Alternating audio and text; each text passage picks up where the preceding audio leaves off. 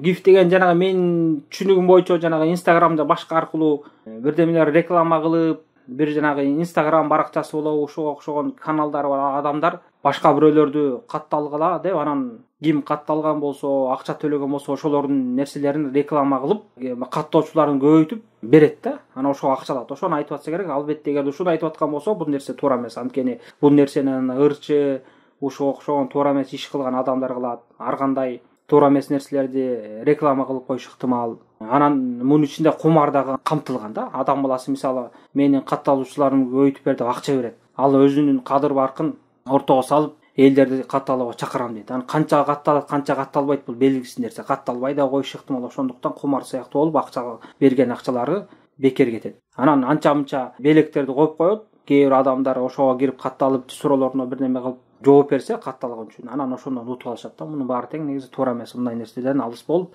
өзүнүн туура дини менен алек болуш керек ар бир мусулман.